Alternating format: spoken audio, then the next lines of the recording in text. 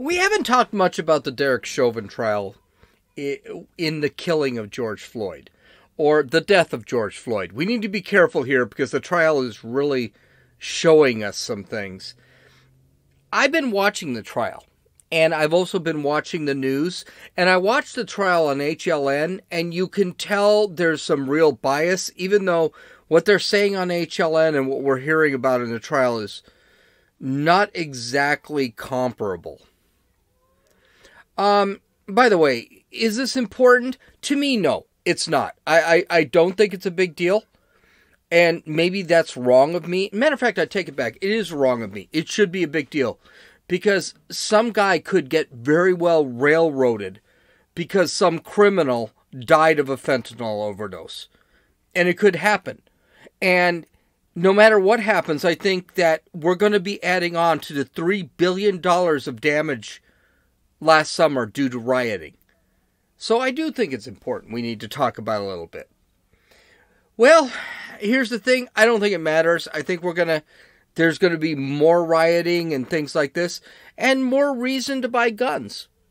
And that's one of the reasons I'm going to talk about George Floyd tonight, because tomorrow we're going to talk about Joe Biden's stupid-ass gun control policy.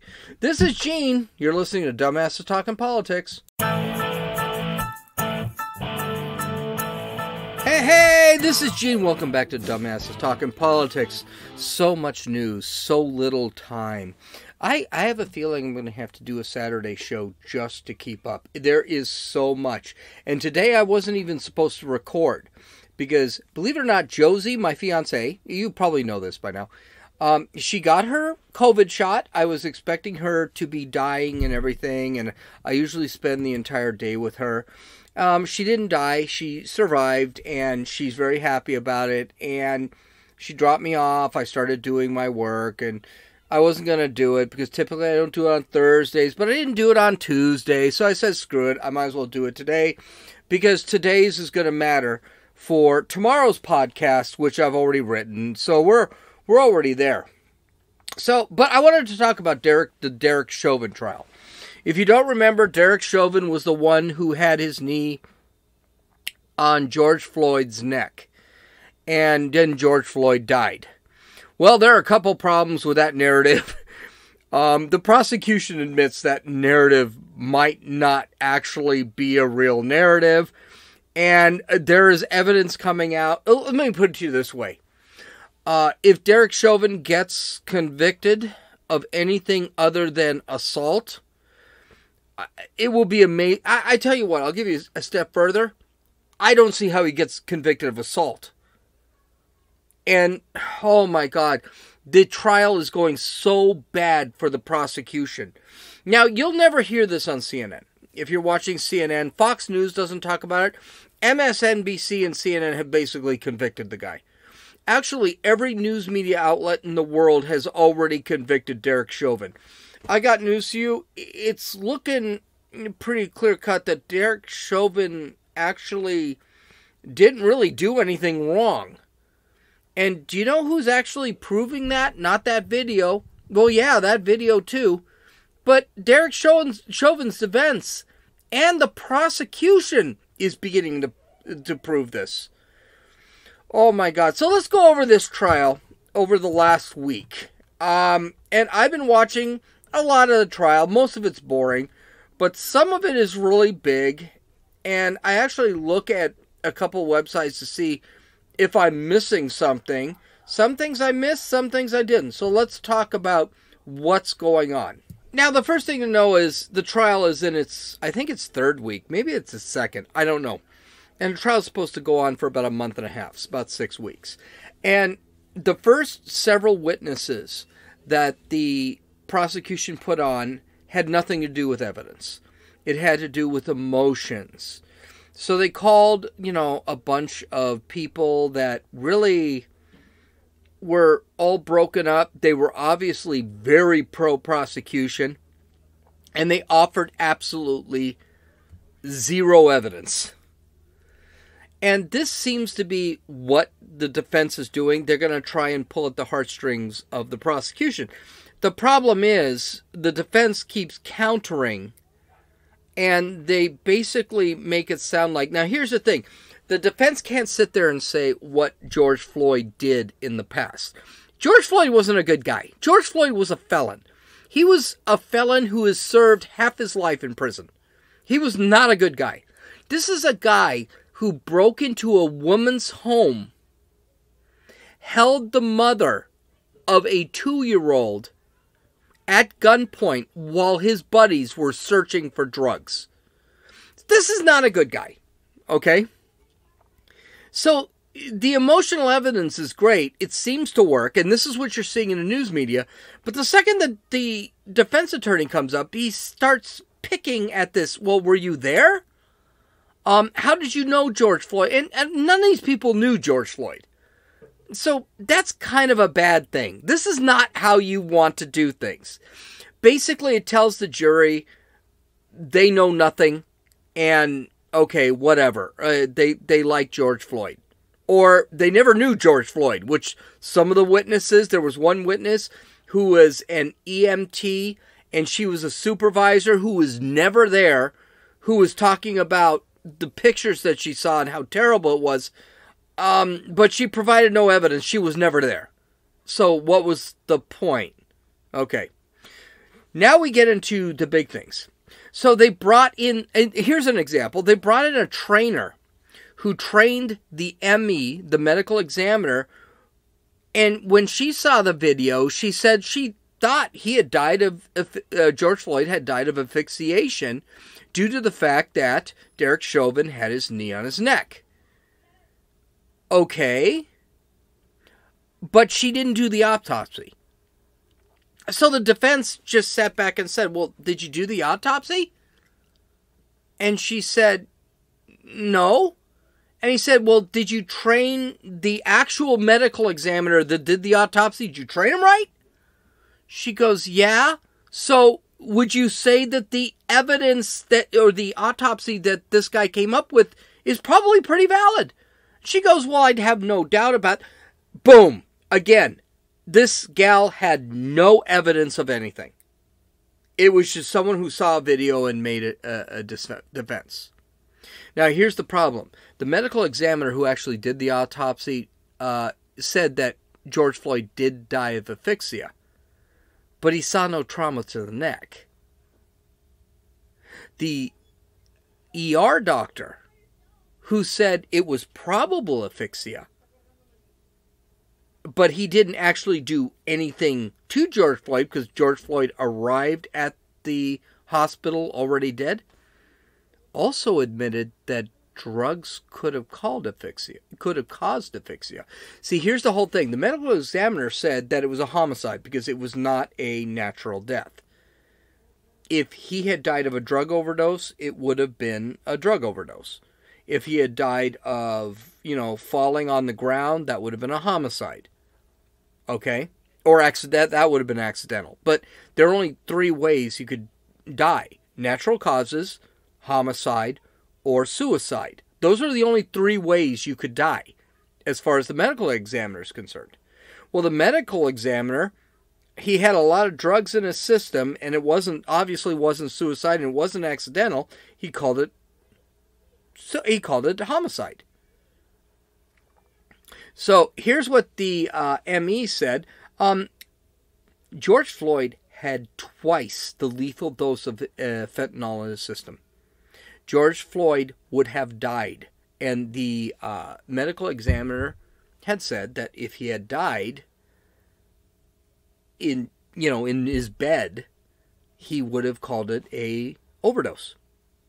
Now, maybe I'm way off here as far as the deal, but he had a total, the death from fentanyl would equal 9 milliliters of fentanyl in his system.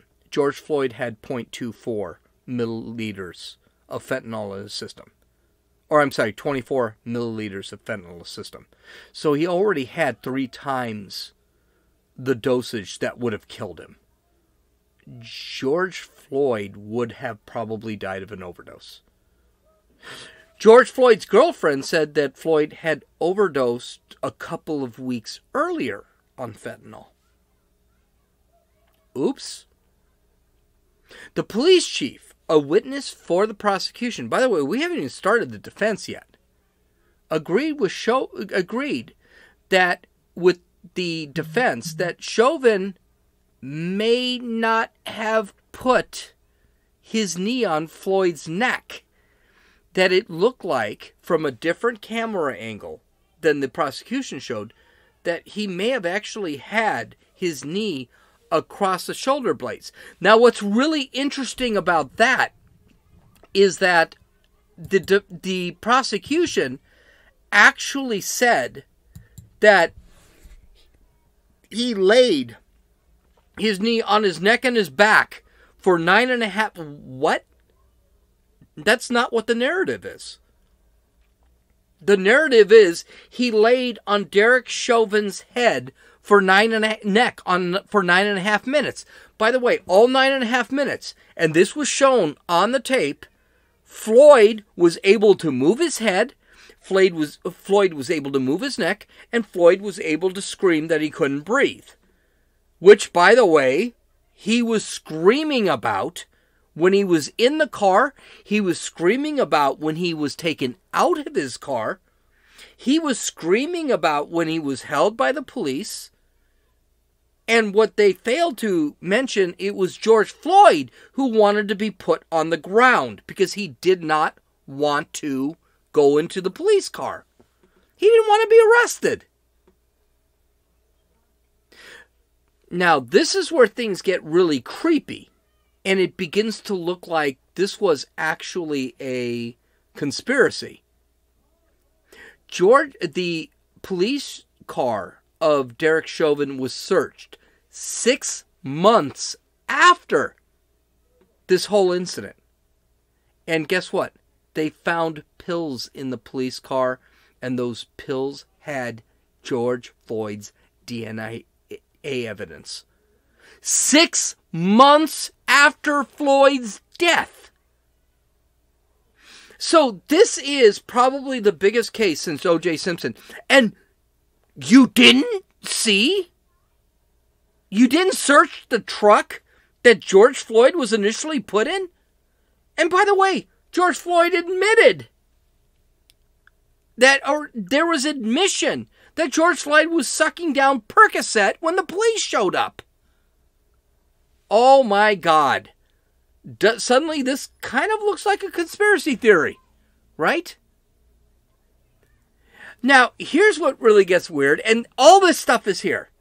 And this was kind of argued, but there is now a video release that might have shown George Floyd saying, "I ate too many drugs" when he was put in the ground. And he was actually flipping out. And this is called excited delirium. When someone is so high on drugs, he gets really excited. Everything is blowing up in his chest. And now we're seeing that it's quite possible he admitted on camera that I ate too many drugs.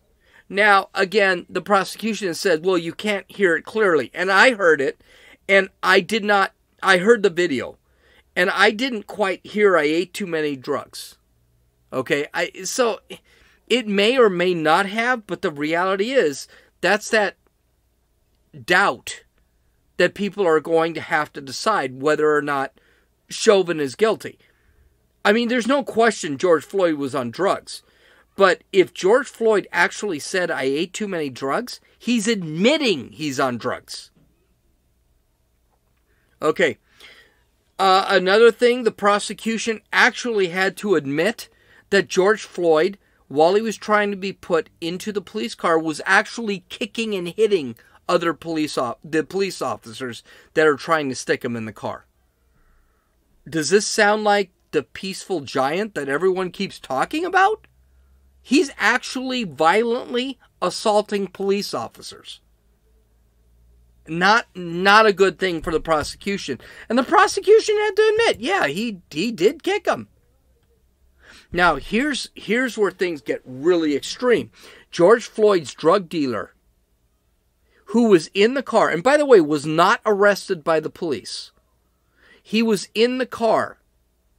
He was asked to testify. And he said, no, he will not testify. He will plead the fifth. Here's the reason why. And by the way, hold on. We'll get to the reason why. But the reason he won't testify is because he knows the amount of fentanyl he gave George Floyd. And if it's found that the amount of fentanyl he gave George Floyd is what killed him, he could be prosecuted for third-degree murder.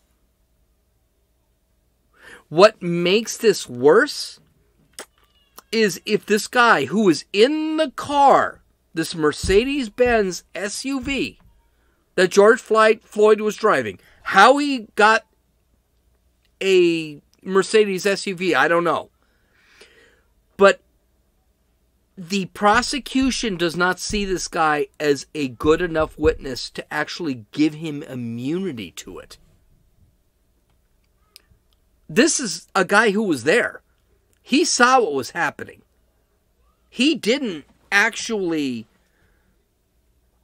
involve. He wasn't arrested. This was some guy who was supposedly completely innocent in the whole thing. But the prosecution doesn't want to testify. I don't know if this is legal. I'm not a lawyer, but if I were the defense, I'd call him anyway. And I would let him plead the fifth to everything, every question, every descriptive question I had, I would make him plead the fifth. And I would say, thank you. Is it possible that the fentanyl you gave killed George Floyd? I plead the fifth. Is the reason you didn't testify for the prosecution because you did not get a immunity for the prosecution? I plead the fifth. Why did you not get immunity from the prosecution? I plead the fifth. I'd let him do it. I don't know if that's legal.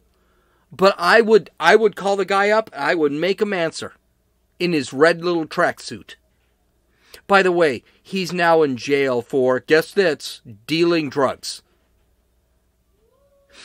This is huge. One of the use of force trainers for the police department in Minneapolis was asked if people being arrested and claiming a medical emergency, if the police would give that individual medical emergency right away, or if they didn't believe him. He said, we are trained not to believe them. Because here's something wild and crazy, people don't want to get arrested. And so they'll say anything to avoid getting arrested. He even said he was involved in a situation where a guy was claiming that he was in a medical emergency and he had subdued that individual, that he did not release that individual until EMS arrived. Oh my God. Derrick Chauvin suddenly doesn't look that bad. So you've got a guy in a car who's screaming. By the way, he's screaming he can't breathe while he's still in his own car. He's screaming he cannot breathe when he's walking to the police car. He's screaming he cannot breathe when he's in the police car, and he's moving his head and screaming he cannot breathe when the police are subduing him on the ground. But that use of force officer trainer wasn't done.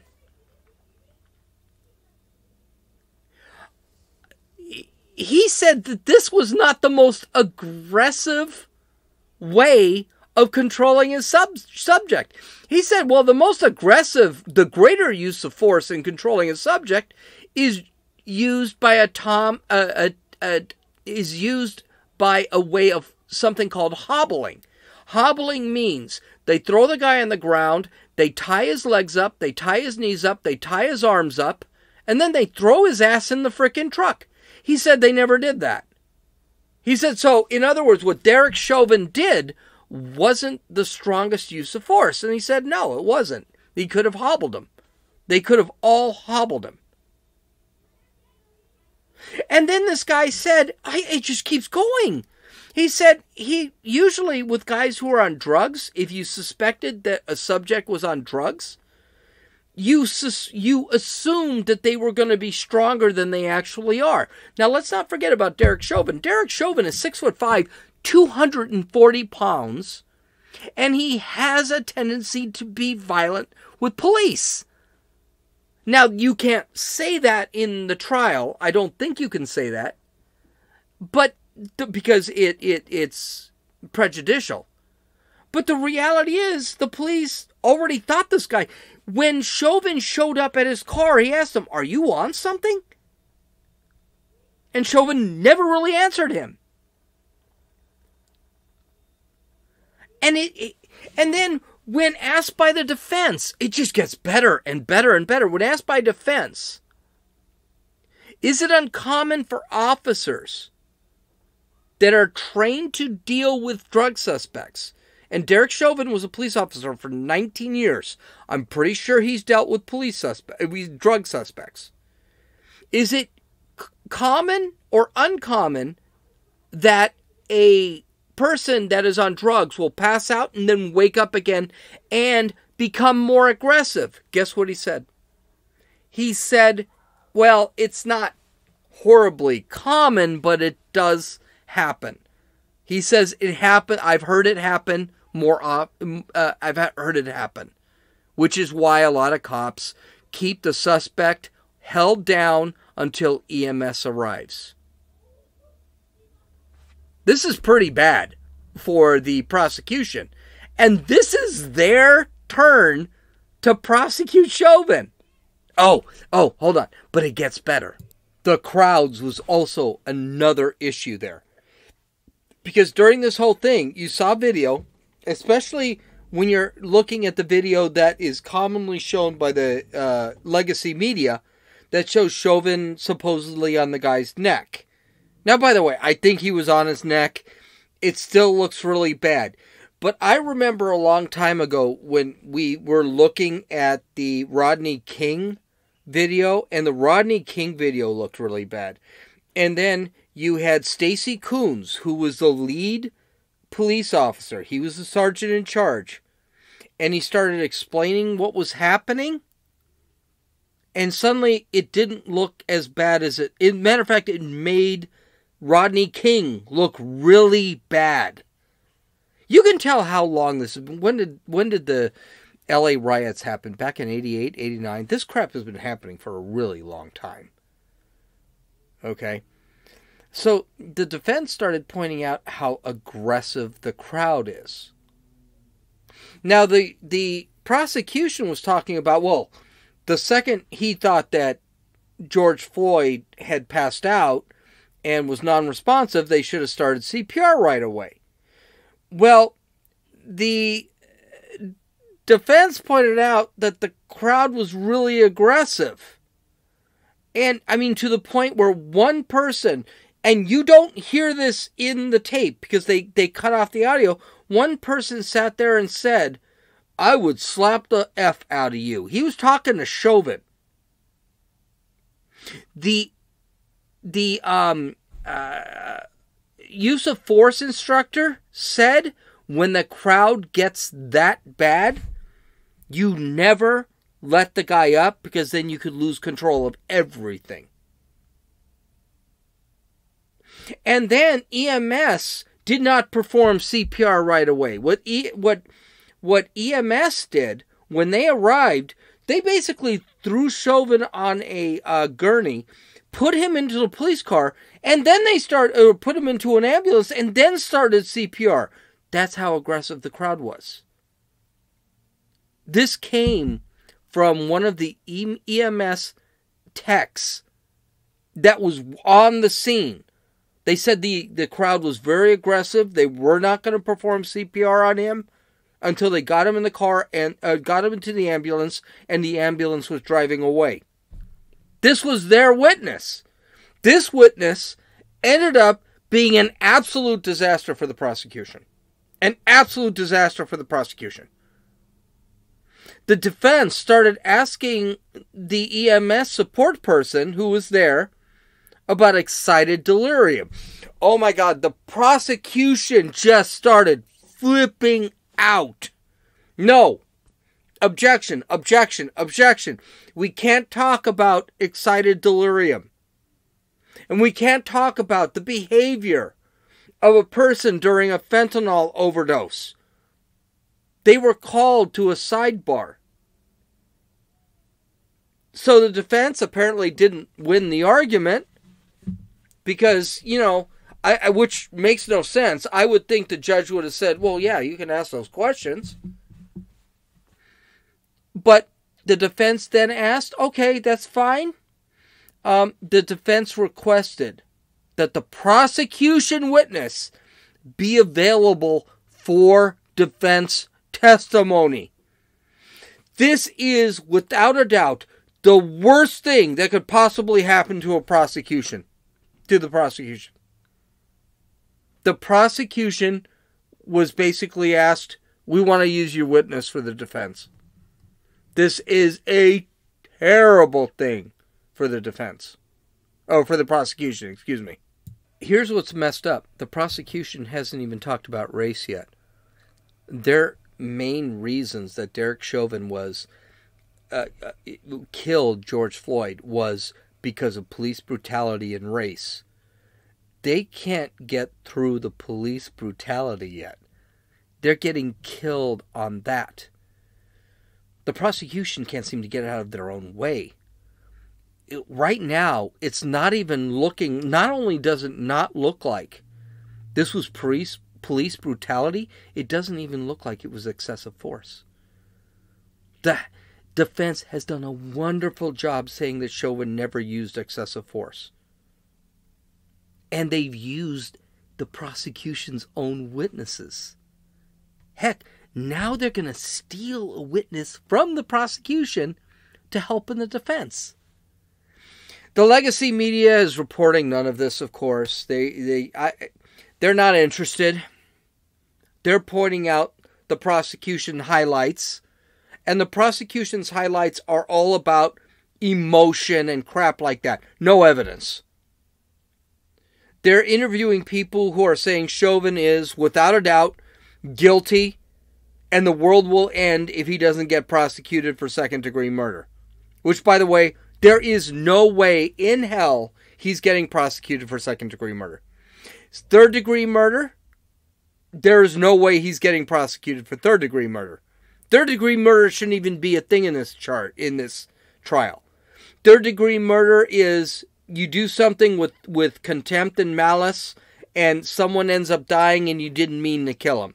For example, one of the cops who shot in the Breonna Taylor killing, he actually ended up getting third-degree murder, not because he shot Breonna Taylor, because a bullet went through the wall and could have hit someone else.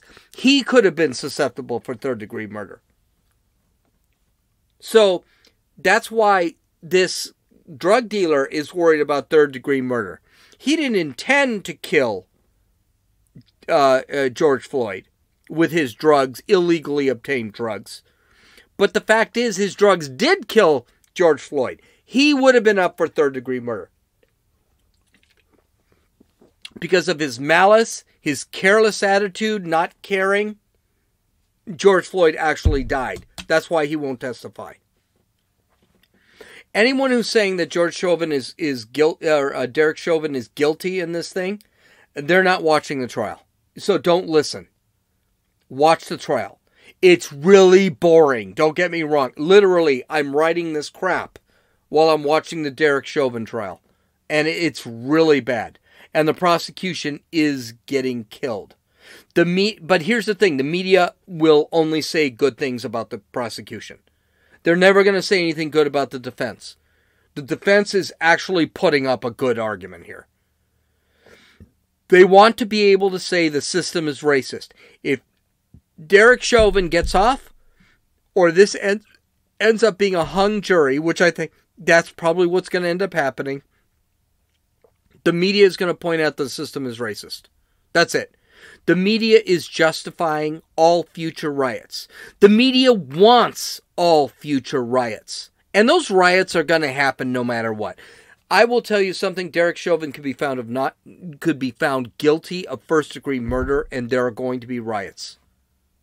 You got to be an idiot to believe there won't be riots. And I guarantee you, none of those people have watched 1 second of the trial. But here's the thing. I think there is a chance. I don't even think it's a good chance anymore watching this trial, that Chauvin is actually going to get convicted of something. It's going to be a lesser charge. It's going to be a manslaughter charge. And that's when we know Chauvin is a patsy for this whole thing. He's a patsy by the city of Minneapolis to stop the violence. And I don't know if it'll happen. Juries are independent. I don't know who's on the jury. I don't know what they think. I cannot believe all those jurors don't have an opinion with this trial. I think that's crap. But I tell you one thing. This trial is going to lead to really bad things. If Chauvin gets convicted, there's still going to be riots. But if Chauvin gets convicted, it will invite extremism on the right. Don't think. We talk about white supremacy. We talk about racism on the white side. I think if people actually do not, if Chauvin does convicted, if he is convicted and he does become a patsy, then you've really got to wonder if white people are going to sit there and say, hey, you know what? The system is systemically racist against us, and we're going to start fighting. This is where the Civil War will get violent. Because you're going to have Proud Boys, which, by the way, are not a white supremacist group. They're led by a Mexican, so they're not a white supremacist group. But you're going to have groups like that are going to sit there and say, okay, we need to fight. And they're going to be people that are going to get pissed off. Not me. It is what it is.